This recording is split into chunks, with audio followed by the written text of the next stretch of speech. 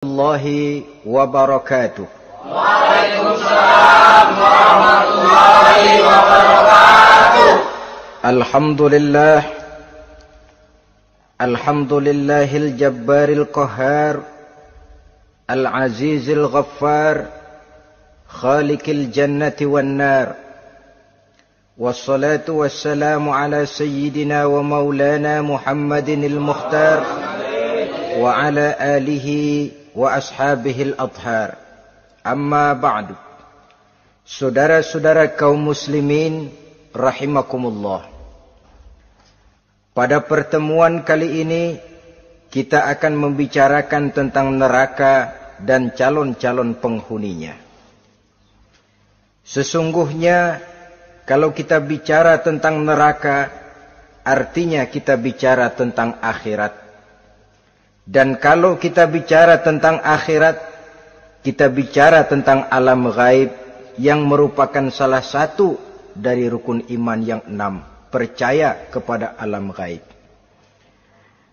Kalau sudah bicara alam gaib, maka ini di luar batas kemampuan nilai-nilai ilmiah dan di luar batas kemampuan renungan filsafat. Ilmu pengetahuan akan buntu kalau sudah membicarakan alam gaib.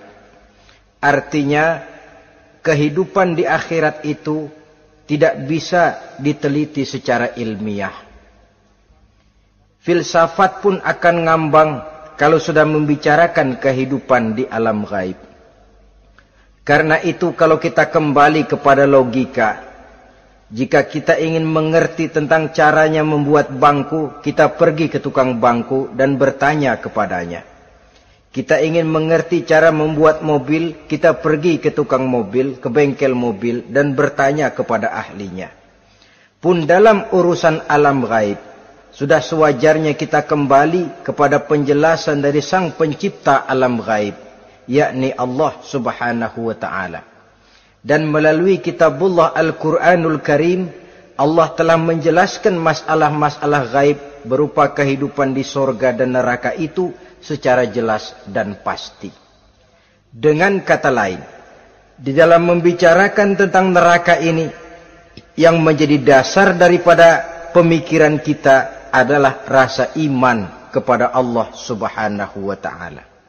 Karena soal neraka tidak pernah bisa dibuktikan dengan ilmu pengetahuan. Tidak bisa diselidiki, sebab orang yang sudah pulang ke sana pun tidak pernah kembali lagi kemari untuk kita tanya bagaimana hal ihwal keadaan di sana. Saudara-saudara kaum muslimin rahimakumullah. Neraka dalam istilah Quran selalu disebut dengan narun, yaitu suatu tempat di akhirat nanti yang wujudnya berupa api yang bergejolak, bernyala dengan teramat dahsyatnya, sehingga dapat mengelupaskan kepala setiap orang dan menjulang ke hati. Diriwayatkan oleh Imam Bukhari dan Muslim bahwa Rasulullah sallallahu alaihi wasallam pernah bersabda, "Narukum hazihi allati tuqiduna juz'un min 70 jazaan min harri jahannam." Qalu wallahi in kanat lakafiyatun ya Rasulullah.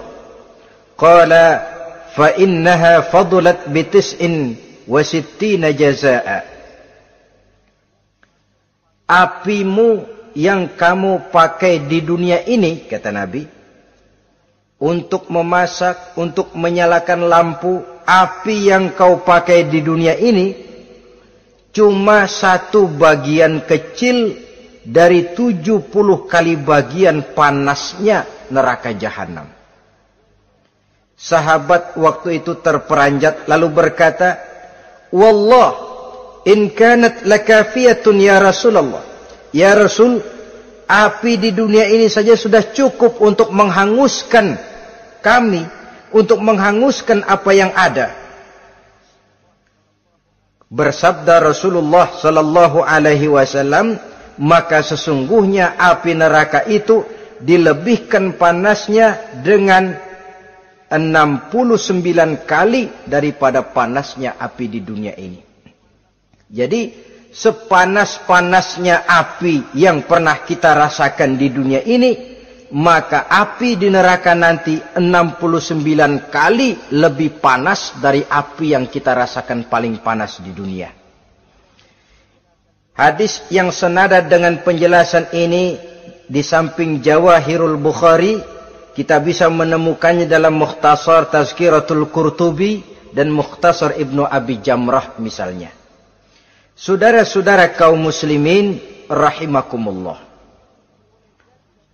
Sehingga boleh jadi seringan-ringan azab penduduk neraka di akhirat nanti, kata Nabi, seorang yang di telapak kakinya diletakkan kerikil neraka yang sangat kecil, lalu mendidih otaknya. Itu seringan-ringannya.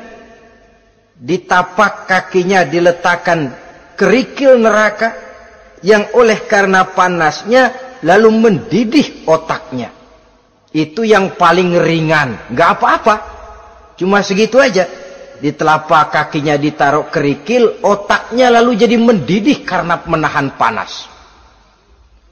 Pantas kalau satu hari Luqmanul Hakim pernah memberikan nasihat kepada anaknya, kata beliau, "Anakku, kerjakanlah dosa seberapa kekuatanmu menanggung azab Allah.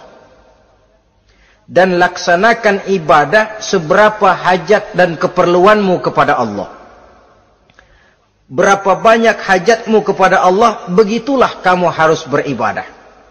Kalau kamu merasa tidak berhajat dan tidak perlu apa-apa kepada Allah, ya tidak usah ibadah." Logikanya kan begitu. Saudara-saudara, dalam hidup ini ada enggak yang enggak perlu kepada Allah? Ada enggak? Seluruh kita memerlukan Allah. Karena itu Luqman betul dengan bahasa diplomatis, "Anakku, kerjakan ibadah seberapa hajatmu kepada Allah. Makin banyak hajatmu kepada Allah, makin banyak hendaknya kamu melaksanakan ibadah. Tapi kalau kamu sudah merasa bisa hidup tanpa Allah, persilahkan kamu tidak usah ibadah." Sebaliknya, kerjakan dosa seberapa kekuatanmu menanggung azab siksaan Allah.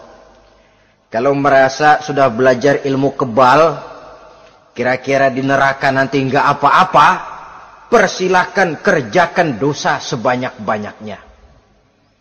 Tapi kalau masih berpikir, gua mah jangan dibakar di neraka, nginjek puntung rokok, gua lompat. Kalau masih berpikir ke situ, ya hati-hati, saudara-saudara. Nah, sebagaimana surga, neraka pun ada pintu-pintunya. Dan yang melalui pintu-pintu itu sesuai dengan dosa yang dia kerjakan pada waktu kehidupannya di dunia ini. Jadi setelah manusia diadili, mereka kumpul di padang mahsyar beramai-ramai. Yang mendapat kitab di tangan kanan, yang selamat dari proses pengadilan, yang sudah nyata lebih banyak kebaikannya daripada kesalahannya, wajah mereka berseri-seri. Tapi yang rapotnya merah, yang timbangannya lebih banyak kejahatannya, mereka mukanya udah pada gulem. Di tengah itulah kedengaran pernyataan dari Allah Subhanahu wa ta'ala, "Salamun qaulan min Rabbir Rahim." Ada ucapan selamat dari Allah, Tuhan yang Maha Pengasih dan Maha Penyayang. "Salamun alaikum." Selamatlah kamu, wahai orang-orang yang kelak akan sampai ke surga. Yang lulus di pengadilan dapat ucapan selamat dari Allah. Tapi pada saat itu juga Allah mengatakan, "Wamtazul yawma ayyuhal mujrimun." Pada hari ini, semua orang-orang yang kurang ajar, supaya minggir. Wamtazul yawma ayyuhal mujrimun. Orang-orang yang durjana, kelompok durhaka, para pembuat dosa, misah hari ini, minggir semuanya. Kamu akan digiring ke dalam neraka. Saudara-saudara kaum muslimin rahimakumullah. Baik mereka yang akan menuju surga, baik mereka yang akan masuk ke dalam neraka, sama melintasi satu jembatan yang melintang di atas neraka.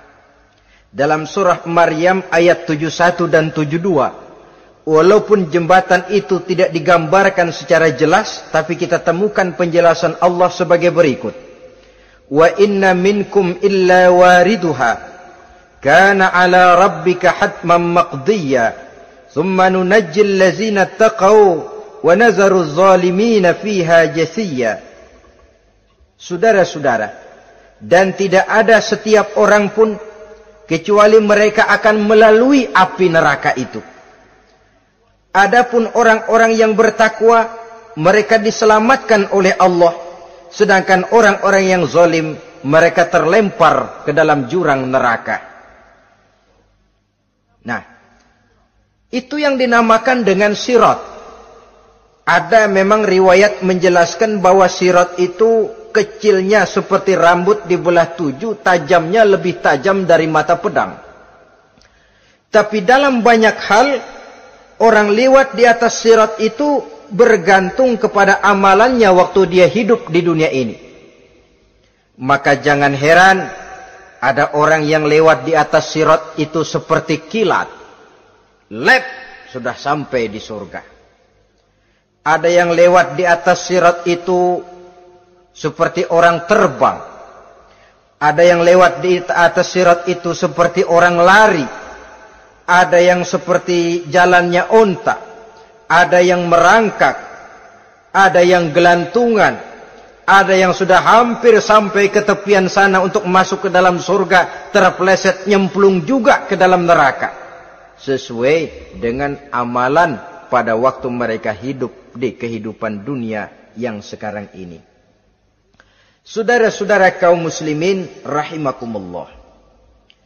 Apabila orang terperosok lalu masuk ke dalam neraka, bagaimanakah ihwal keadaan di neraka? Panasnya sudah kita jelaskan tadi. 70 kali lipat dari sepanas-panasnya api di dunia ini. Lalu orang-orang yang masuk ke dalam neraka, mereka juga mendapat pakaian, makanan, minuman, perhiasan. Tapi makanannya, minumannya, perhiasannya lain dengan orang-orang yang sampai di surga. Mereka juga diberikan buah-buahan, sebab di neraka juga ada pohon. Namanya pohon zakum. Buahnya duri dari api. Dan itu yang akan jadi lalap makanannya orang-orang neraka. Di dalam surah As-Saffat ayat 64-65 Allah subhanahu wa ta'ala menjelaskan, Innaha syajaratun takhruju fi aslil jahim tal'uha ka'annahu ru'usus syayatin. Sesungguhnya pohon zakum itu adalah satu pohon yang akarnya keluar dari dasar neraka, yang buahnya seperti kepala setan. Ini sudah untuk bahasa yang sangat menyeramkan ini. Pohon itu tumbuh dari dasar neraka, buahnya mirip kepala setan. Itu akan dijadikan makanannya orang-orang yang ada di dalam neraka. Perhiasannya apa? Surah Al-Insan ayat 4. Inna a'tadna lil kafirina salasilan wa aghlalan wa sa'ira. Sesungguhnya kami sediakan bagi orang-orang kafir itu di dalam neraka segala macam rantai, cambuk-cambuk dan belenggu-belenggu neraka, terbuat dari api neraka, siap untuk merantai, membelenggu dan mencambuk mereka. Jadi dikasih perhiasan, lehernya dikalungin rantai, tangannya dipakein belenggu, ada cambuk-cambuk yang seluruhnya terbuat dari api neraka. Begitu mereka sampai ke pintu neraka yang namanya malaikat Zabaniyah, penjaga neraka, udah bukan main gemesnya dah. Ya, nyambutnya nggak ada ramahnya, lain sama malaikat Ridwan, penjaga surga. Ramah, murah senyum, Begitu orang mau masuk surga, salamun alaikum tibtum fadkhuluha khalidin. Keselamatan atas kamu, sungguh kamu telah beruntung. Sekaranglah masuk kamu ke dalam surga dan kekalah tinggal selama-lamanya di sana.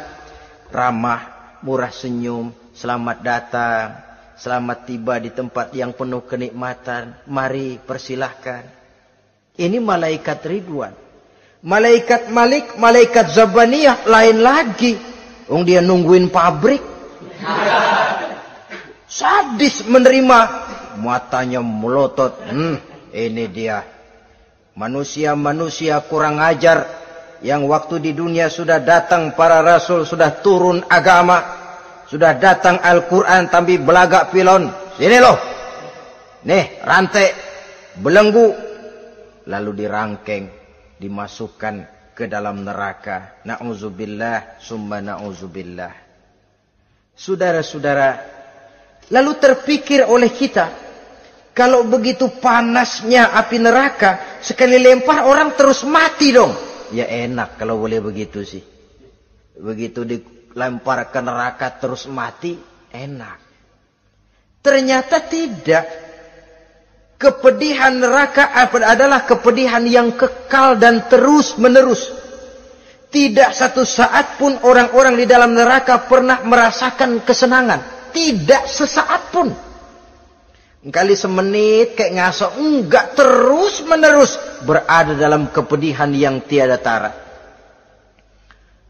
Al-Quran menjelaskan, kullama nadijat juluduhum baddalnahum juludan ghairaha.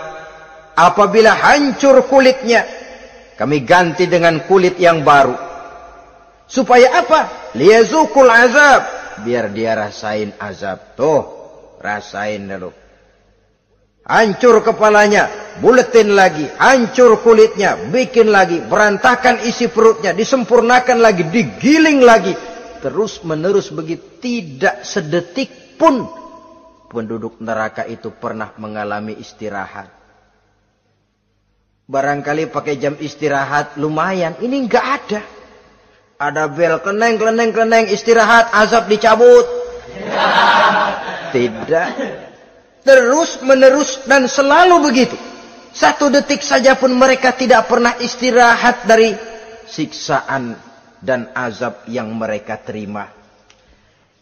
Saudara-saudara kaum muslimin rahimakumullah. Lalu bagaimana keadaan mereka? Ada orang-orang di dalam neraka itu yang dikenakan pakaian dari api neraka. Luar biasa.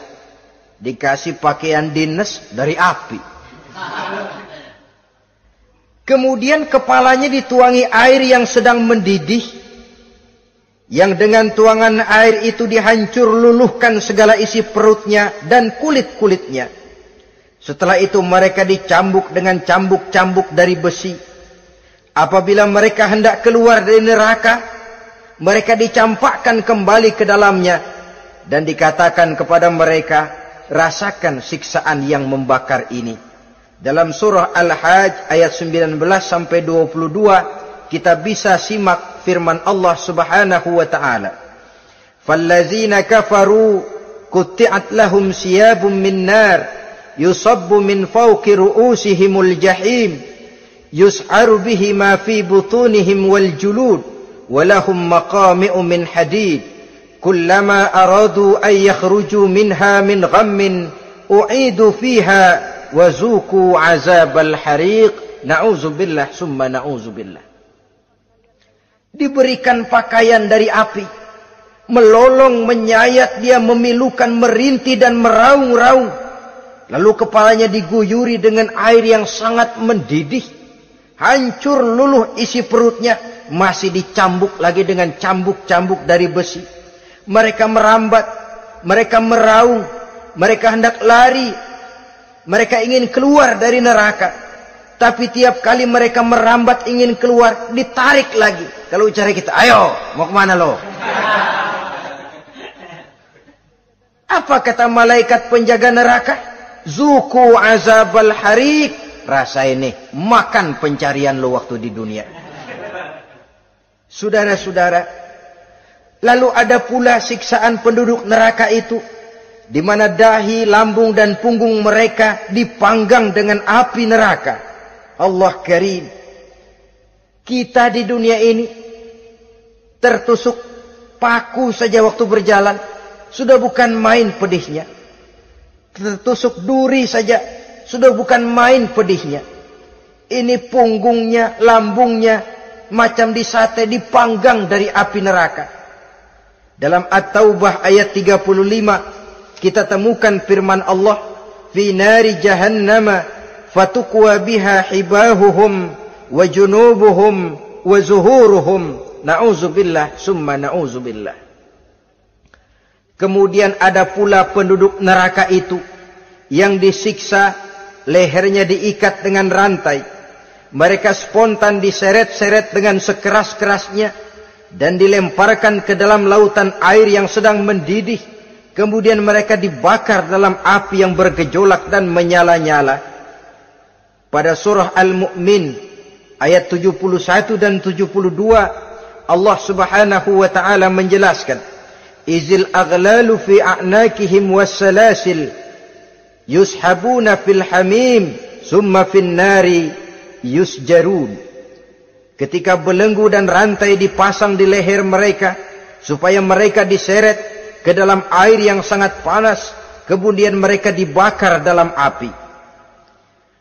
Ada lagi penduduk neraka yang dipegang jambulnya lalu diseret ke tengah-tengah neraka, kemudian kepalanya digerujuki dengan air yang mendidih seperti yang dijelaskan dalam surah Ad-Dukhan ayat 47 dan 49. Pendeknya, azab dan siksaan neraka itu sesuailah dengan amalan dosa yang dikerjakan manusia pada waktu kehidupan di dunia ini.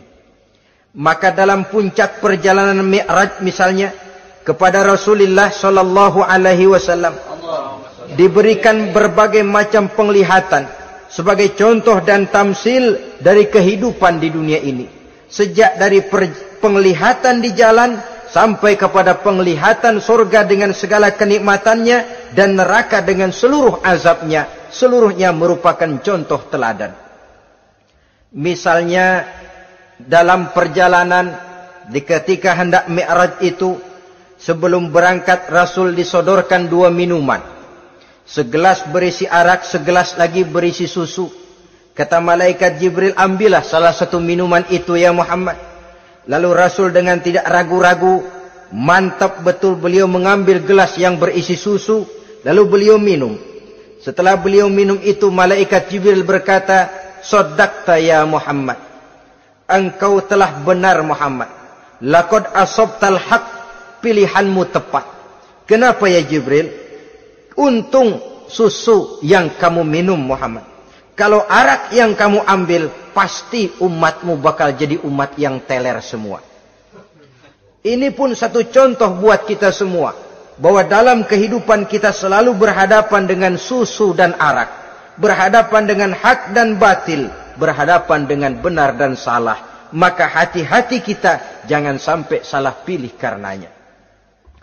Lalu yang ada kaitannya dengan persoalan kita, penglihatan yang diberikan Allah kepada beliau di neraka. Beliau melihat sekelompok orang dilontari kepalanya dengan batu dari api neraka. Tiap kali dilontari kepala itu hancur berkeping-keping, berantakan otaknya. Lalu dibulatkan kembali. Setelah kepala itu bulat kembali, disambitin lagi. Menjerit, meraung, merintih kesakitan, hancur kepalanya, berantakan otaknya. Lalu dibulatkan lagi, terus menerus begitu, tidak pernah berhenti. Sampai Rasul bertanya, ya Jibril, ini orang kenapa kepalanya dilontari dengan api neraka sampai hancur lalu dibulatkan kembali? Kata malaikat Jibril, ya Muhammad, itulah contoh daripada umatmu yang berat untuk sujud kepada Allah Tuhannya. Itulah contoh dari umatmu yang waktu hidup di dunianya tidak pernah mendirikan solat sama sekali. Sombong yang paling sombong adalah sombong kepada Allah. Artinya tidak mau sujud kepada Sang Maha Penciptanya. Jadi barangkali saudara punya cita-cita atau keinginan, saya mau yang ini saja. Persilahkan, nggak usah sembahyang.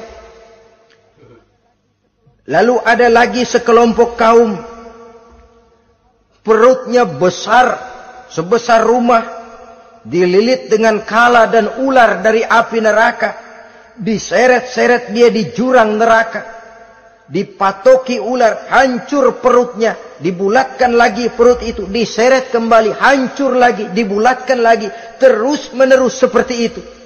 Kata Nabi, ya Jibril, ini apa lagi? Kata malaikat Jibril, wahai Muhammad, inilah contoh daripada umatmu yang waktu di dunia suka makan riba alias renten dan suka makan harta anak yatim, suka ngobyekin anak yatim, sok jadi pengasuh anak yatimnya lapar, pengasuhnya yang pada kenyang. Saudara hadirin yang saya muliakan, orang yang makan riba alias renten, orang yang makan harta anak yatim, begitu gambaran yang diperlihatkan kepada baginda Rasulullah sallallahu alaihi wasallam. Sebagian lagi ada penduduk neraka yang kukunya terbuat dari tembaga dari api neraka, panjang sangat kukunya itu, lalu mencakar-cakar mukanya sendiri, hancur mukanya berantakan dicakari oleh kukunya itu, lalu dibulatkan lagi, dicakar lagi, hancur lagi, dibulatkan lagi. Pengangguran benar nih orang. Muka sendiri, dicakarin sendiri. Ya Jibril, ini tamsil apa Jibril? Ya Muhammad, itulah contoh dari umatmu yang pada waktu di dunianya enggak pernah rukun sama sesama saudaranya muslim. Suka nyari aib orang lain, suka ngejelekin orang lain, padahal orang lain itu saudaranya seakidah. Kan sama dengan nyakar muka sendiri namanya. Menepuk air di dulang, terpercik muka sendiri. Kejelekan saudaranya dikorek-korek, aib saudaranya diobral di pasar umum. Orang macam itu nanti tangannya akan tumbuh kuku panjang dari tembaga yang akan mencakar dan mengoyak-ngoyak mukanya sendiri. Itu kita bisa lihat nanti.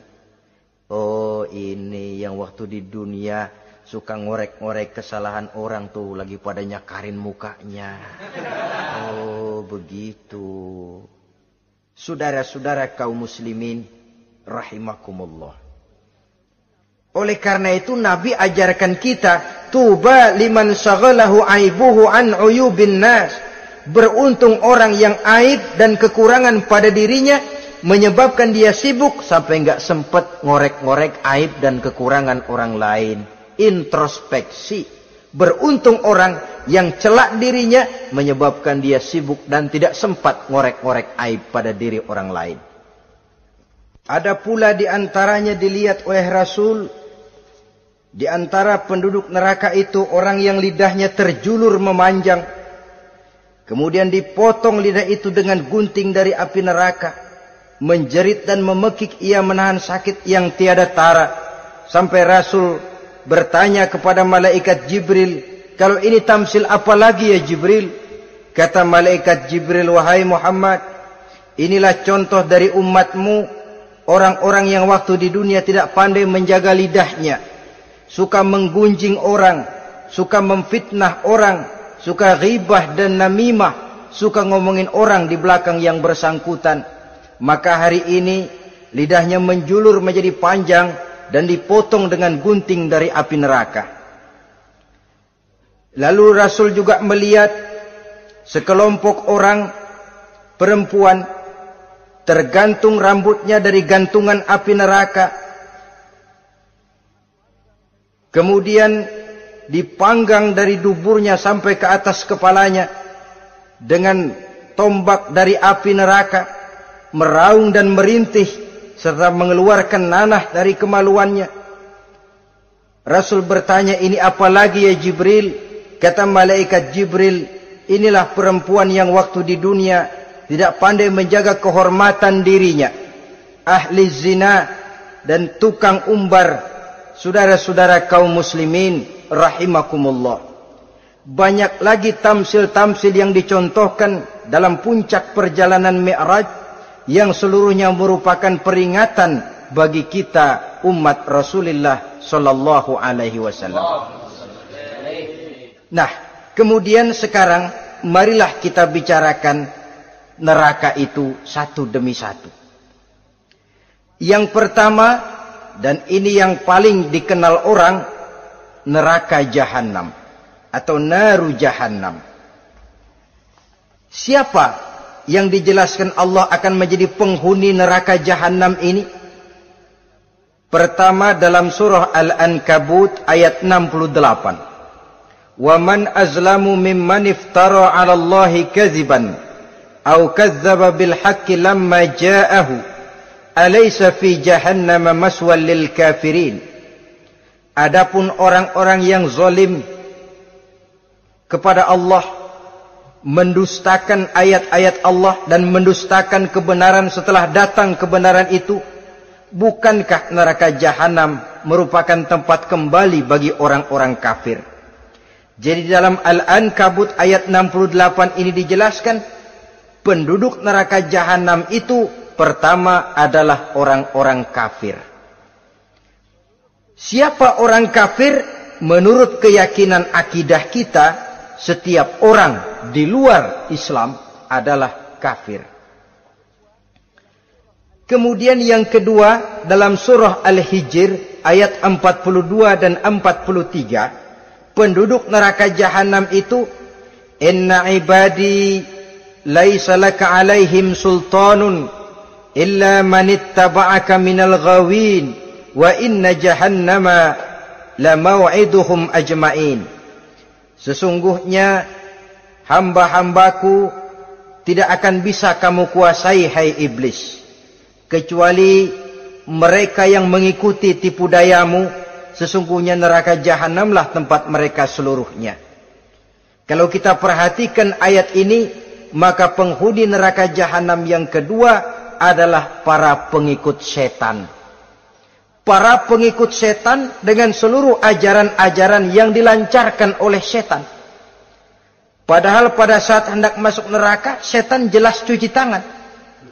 Tugasnya cuma bagaimana mencari pengikut sebanyak-banyaknya yang akan nemenin dia di neraka nanti. Tapi pada saat orang digiring ke dalam neraka, setan cuci tangan. Mungkin orang menuntut, setan, gue ngikutin lu, sekarang kenapa jadi kemari? Nah, gue bilang juga apa? Kata setan, gue bilang juga apa, lu kenapa ngikutin? Dan setan ini menebar ranjau dalam segala bentuknya, dengan segala macam caranya. Para pengikut setan yang menjauhi tuntunan agama, memperturutkan hawa nafsunya. Setan membisiki manusia lewat minuman keras. Setan masuk manusia lewat judi, lewat zina, lewat kenikmatan yang melalaikan orang dari kehidupan akhirat dan selanjutnya, dengan segala macam jalan. Kadang-kadang dalam ibadah setan juga masuk. Kalau tidak ditimbulkannya takabur, ditimbulkannya sikap ujub dalam diri kita. Timbul rasa diri lebih benar dari orang lain, dan ini jelek. Timbul rasa nganggap enteng orang lain. Itu kan ujub, nggak dikelihatanin orang, cuma hatinya aja ngomong sendirian. Kalau gue lihat di kampung ini nggak ada yang kayak gue. Bayangnya kayak ibadahnya kayak udah aing pang paling nak yo di dia. Itu juga bisikan iblis. Dan dia tidak segan-segan mengaku jadi Tuhan iblis itu. Dan ini diceritakan dalam kehidupan Sayyidus Syekh Abdul Qadir Jailani. Ketika beliau sedang ibadah di mihrab dalam masjid, datang seberkas sinar. Sinar itu ngomong, ya Abdul Qadir ana rabbuk. Hai Abdul Qadir, aku Tuhanmu, kata cahaya tadi. Sudah cukup kamu ibadah Abdul Qadir. Sembayangmu udah banyak, puasamu udah banyak, jihadmu cukup. Maka mulai sekarang berhenti dah ibadah. Aku bolehkan kepada kamu segala yang dilarang. Cuma yang didatangi Syekh Abdul Qadir. Sehingga mendengar cahaya tadi ngomong begitu, beliau ambil kasut sendal, disambitnya cahaya tadi, izhab ya la'in. Pergi, laknat, terkutuk, iblis kamu. Masa saya disuruh berhenti sembahyang karena hati saya sudah baik? Kalau hati sudah baik lalu boleh berhenti sembahyang, mestinya yang paling dulu berhenti sembahyang Nabi Muhammad, sebab beliau orangnya paling baik. Tapi Nabi hatinya baik, sholat jalan terus, hukum halal haram berlaku. Ini kadang-kadang orang sekarang baru ibadah dikit banget merasa dapat bisikan katanya, wangsit. Ya berhenti sembahyang madep mulu, nah madep ngudek sembahyang. Bikin ajaran yang aneh-aneh. Nah kalau satu orang boleh dapat wangsit, saya juga boleh dong ngomong dapat wangsit. Saya juga boleh dong mendirikan aliran kepercayaan. Saya ngilang dulu dari kampung saya kira-kira 3 tahun. Saya nyepi di kaki Gunung Salak, pulang piara jenggot, pakai belangkon. Di depan nama saya pakai embel-embel mbah. Saya ngaku dapat wangsit di Gunung Ano, mewahyukan kepada saya ano. Saya cari murid yang fanatik. Saudara-saudara kaum muslimin rahimakumullah, setan membisiki manusia hatta kita sedang ibadah sekalipun dibisikinya. Caranya, mula-mula dia bisikin, lu sembahyang buru-buru dah. Buru-buru udah. Akhirnya apa? Rukuk kita enggak sempurna, sujud kita enggak lengkap, tumakninah kita kurang, bacaan kita tajwidnya enggak kena. Kalau itu bisa kita atasin, kita sembahyang sebagaimana yang seharusnya, dia bisiki lewat jalan lain lagi. Suruhnya yang pendek-pendek aja dah. Atau habis sembahyang udah sigrah, udah jangan pakai wirid, jangan pakai zikir. Dengan segala macam jalan. Dibisikinya was-was ke dalam diri kita.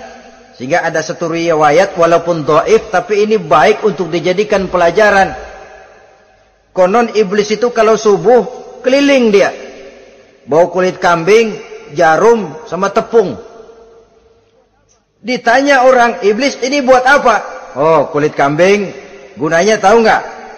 Kalau begitu subuh, sudah muazin bilang, as-salatu khairum minan naum. Salat lebih baik daripada tidur. Maka ini kulit kambing mulai aku hamparkan buat hamba-hamba Muhammad. Jadi begitu dengar azan, cuma udah bikin anget udah tidur. Kenapa? Kulit kambing belis masuk. Saudara-saudara, lalu kata orang tadi lagi, lah kalau tepung buat apa itu? Oh, tepung. Itu kalau umat Muhammad mau baca Quran, baca kitab, mutolaah, gua aurin tepung matanya. Biar dia sepet. Makanya kalau sudah ngaji, baca Quran, bawaannya udah ngantuk aja ngantuk. Oh begitu, iya. Nah kalau duri paku itu buat apa? Nah ini duri paku. Kalau umat Muhammad mau hadir di majelis taklim, mau pergi ngaji, mau duduk iktikaf di masjid, gua pasangin paku di pantatnya. Jadi kalau sudah duduk di masjid, kelasat, kleset. Hadir di majelis taklim, kelasat, kleset. Bawaannya mau udahan melulu. Itu duri-duri dan paku-paku yang memang ditebarkan oleh iblis. Saudara-saudara kaum muslimin rahimakumullah, jadi para pengikut setan dengan segala macam perangkapnya ini pun, ya perangkap setan itu ya dunia. Dunia itu ya isinya harta, tahta, wanita. Kan perangkap dunia itu. Harta, tahta, wanita. Ini sering bikin orang buta. Perangkap dunia dan merupakan perangkap setan sekaligus.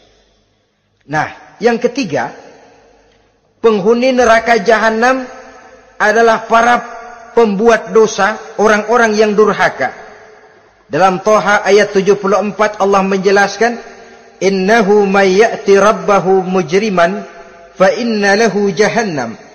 Sesungguhnya orang-orang yang datang menghadap Allah dengan berlumuran dosa, maka sesungguhnya bagi mereka adalah neraka jahanam.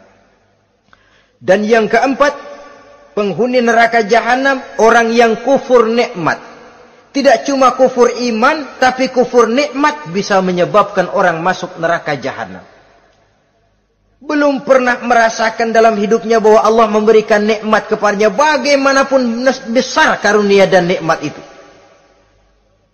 Dalam surah Ibrahim ayat 28-29 Allah menjelaskan, Alam tara ilal ladzina baddalu ni'matallahi kufran wa ahallu qaumahum darul bawar jahannama yaslaunaha wa bi'sal qarar.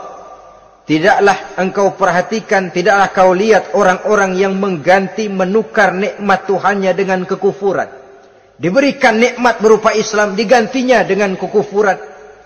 Dia tidak tahan kesengsaraan dunia lalu memilih kesengsaraan akhirat. Padahal kesengsaraan akhirat lebih abadi dari kesengsaraan dunia. Ada orang yang gak tahan miskin dunia, lalu menjatuhkan pilihan lebih memilih miskin akhirat.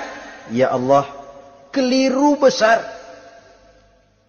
Karena gak tahan hidup miskin di dunia, ada yang nawarin ngasih supermi 3 bungkus, iman telap. Ada yang ngasih beras, pindah agama. Ada yang bawain pakaian bekas, tukar akidah, pindah iman. Innalillah.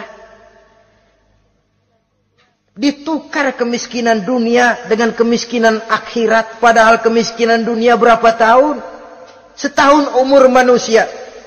Sepanjang-panjang umur orang sekarang kan. 100 tahun udah jarang umur orang sekarang. 70 aja udah cakep tuh. Sebenarnya kalau 70 tuh ada jatah lebih tuh, 7 tahun. Toh kalau ikut Nabi 63 tahun kan, Nabi wafat. Kalau kita sudah umur 70 tuh ada jatah ekstra 7 tahun. Oh ya, dimanfaatkan baik-baik mestinya. Taruhlah kemiskinan dunia, bagaimanapun melaratnya dunia, bagaimanapun sengsaranya dunia, cuma sebatas umur kita. Tapi kalau nikmat Islam ini harus kita tukar dengan yang lain. Baddalu ni'matallahi kufran. Menukar, mengganti nikmat yang diberikan Allah dengan kekufuran.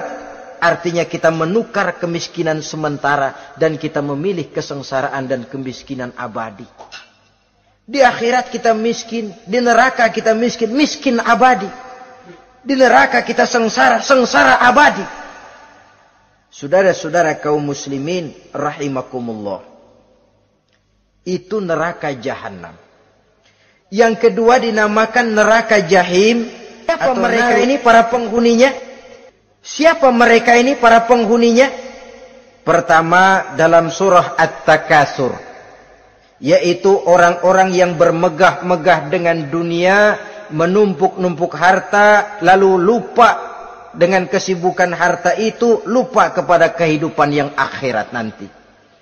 Alhaakumut takatsur hatta zurtumul maqabir kalla sawfa ta'lamun summa kalla sawfa ta'lamun kalla law ta'lamuna ilmal yaqin latarawunnal jahim. Kamu telah lalai akibat apa? At-takatsur. Ini penyakit pertama yang menyebabkan orang sampai ke neraka jahim. Penyakit takatsur. Dan itu penyakit zaman sekarang. Berlomba-lomba dengan kemegahan materi. Berlomba-lomba dengan kemegahan dunia. Padahal kalau urusan itu kita berlomba, tidak akan pernah sampai finish. Percayalah itu. Tidak akan pernah finish. Sebab kemegahan dunia siklus, lingkaran setan. Kita anggap kalau punya duit 1 juta tenang. Punya 1 juta berubah pikiran. Lain lagi. Kita anggap kalau punya mobil enak. Sudah punya mobil, lain lagi problemnya. Kita anggap kalau rumah sudah gedung, enak hidup. Punya rumah gedung, lain lagi problemnya. Makanya pesan Nabi, kalau ingin hidup tenang, urusan dunia lihat ke bawah, urusan akhirat lihat ke atas. Sering dicontohkan kalau punya mobil, bilang alhamdulillah kita punya mobil, tangga kita cuma punya motor. Kata yang punya motor, syukur banget kita punya motor, tangga kita punya sepeda doang. Kemana-mana kekejek mulu. Dayung. Kata yang punya sepeda, alhamdulillah kita punya sepeda, tetangga kita cuma jalan kaki, kemana-mana ngetuk mulu. Kata yang jalan kaki, alhamdulillah masih bisa jalan, tangga kita sebelah lumpuh bertahun-tahun gak kemana-mana. Kata yang lumpuh, alhamdulillah masih hidup, tangga kita kemarin mati gak balik lagi. Itu dalam urusan dunia. Sehingga sifat takatsur ini hilang. Tapi urusan akhirat, lihat ke atas. Kalau dia begitu sibuknya bisa jaga sholat, kenapa saya tidak? Kalau dia hidupnya sederhana, rajin sedekah, kenapa saya yang lebih kok enggak sanggup? Kalau dia bisa baca Quran, kenapa saya enggak? Lalu timbul gairah ingin mencontoh. Mencontoh orang dalam urusan ibadah menimbulkan ketenangan jiwa. Dan itu ada garis finishnya. Tapi kalau yang lumpuh lihat yang bisa jalan lihat yang naik sepeda, yang sepeda punya lihat motor, sudah punya motor lihat mobil, lihat pesawat terbang, pesawat lihat kereta api. Kapanlah awak nih mau bersyukur? Yang ada kurang saja padahal nikmat itu tidak pernah berhenti. Bukan dilarang orang kaya, tetapi perlombaan memperkaya diri itu yang dilarang. Karena kalau sudah perlombaan namanya jor-joran sifatnya. Prinsipnya tujuan menghalalkan cara ini yang dijaga oleh agama. Saudara-saudara, selain penyakit takasur yang menyebabkan orang sampai ke neraka jahim, juga perbuatan durjana. Dalam Al-Infitor ayat 13-14, innal abrara lafi na'im wa innal fujjara lafi jahim. Orang-orang yang berbakti, berbuat kebajikan, mereka akan mendapatkan neraka surga naim. Tetapi orang-orang yang fujar, durjana, kurang ajar, durhaka, lafi jahim, mereka akan mendapatkan neraka jahim. Lalu siapa lagi penghuni jahim itu? Orang-orang yang menentang dan menantang ayat-ayat Allah. Wallazina sa'au fi ayatina mu'ajizin ulaika ashabul jahim. Dan orang-orang yang berusaha menantang ayat-ayat Allah sehingga melemahkan orang-orang yang mau mengikuti rasul-rasul Allah. Menantang ayat Allah dan membuat lemah orang yang mengikuti rasul, melemahkan semangat orang yang mau mengikuti khitah dan perjalanan rasul. Lu mau bangun masjid, iya. Berabe, berat, jangan. Si anu aja kapok.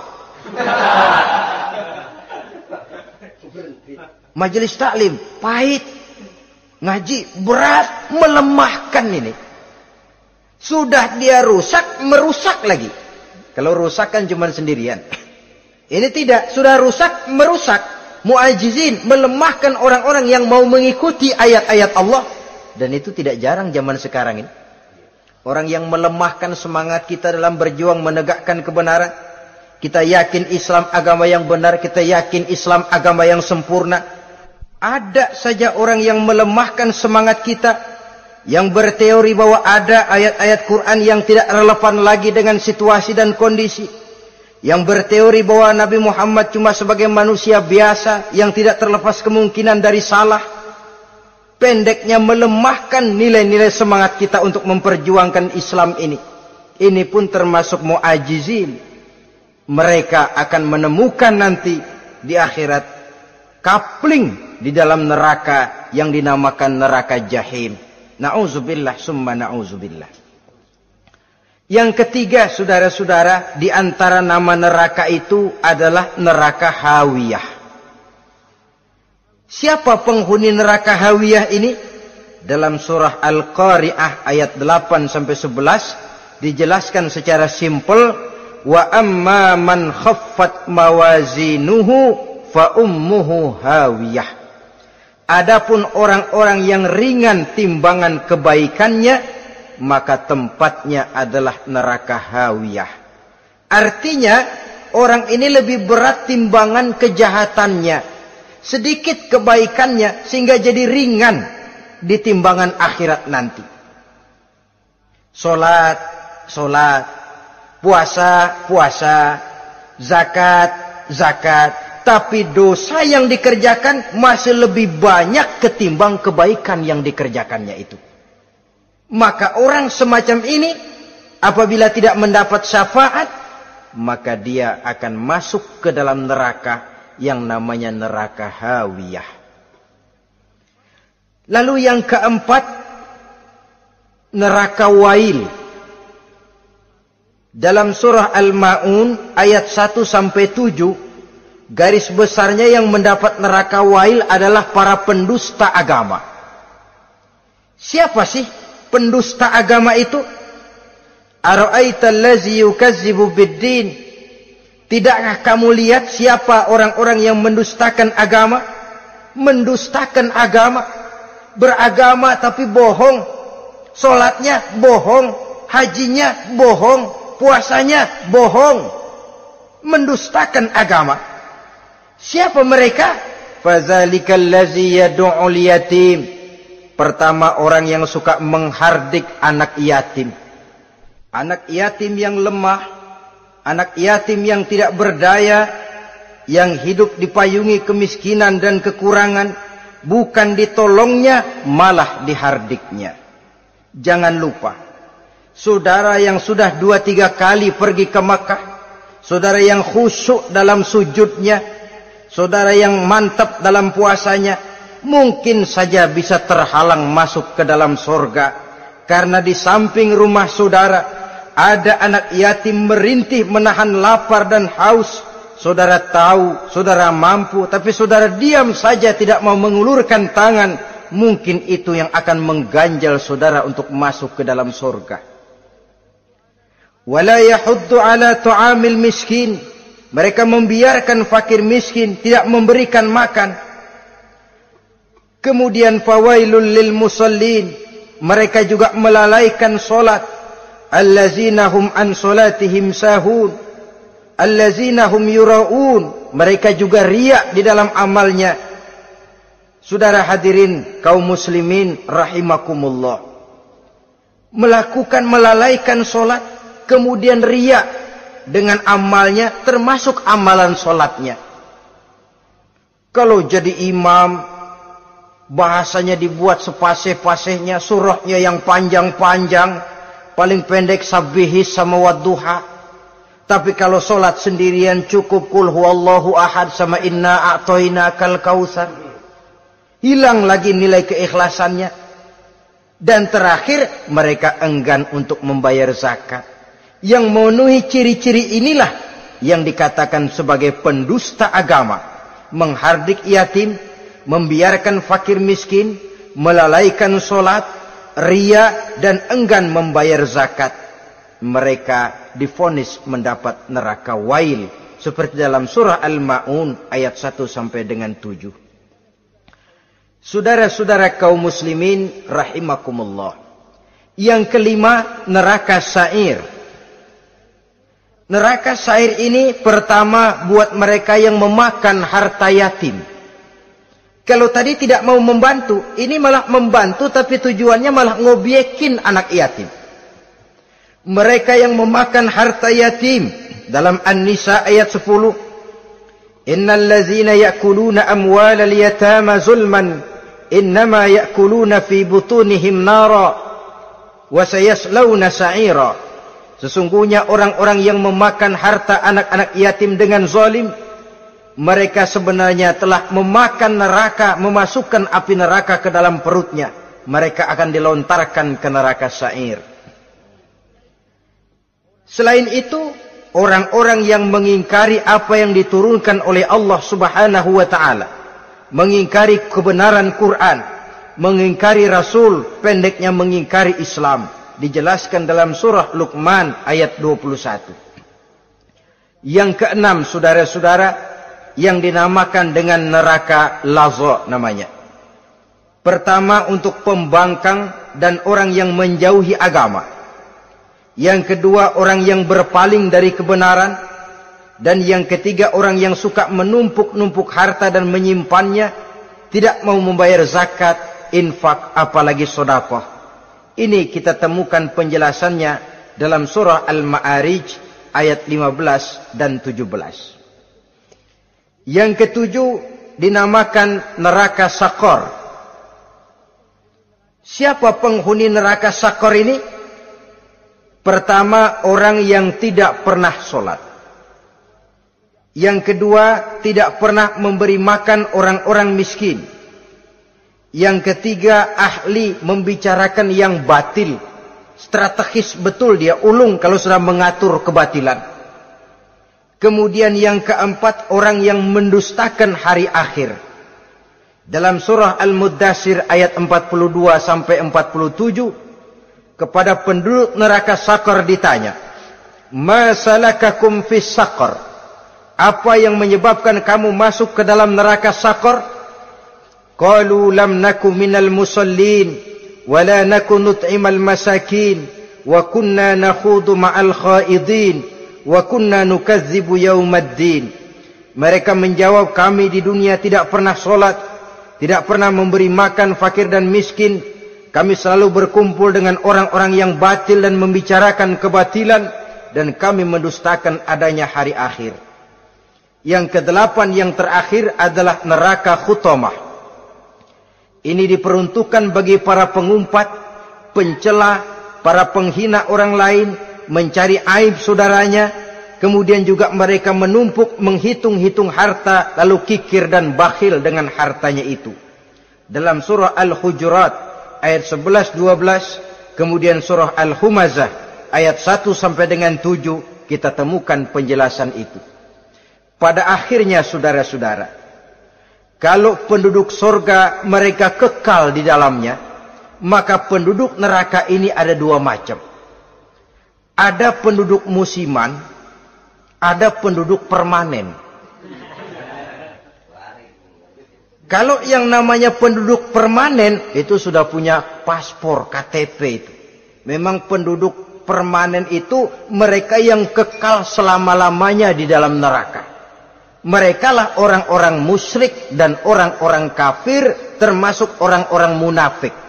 Bahkan lebih dahsyat lagi yang namanya munafik.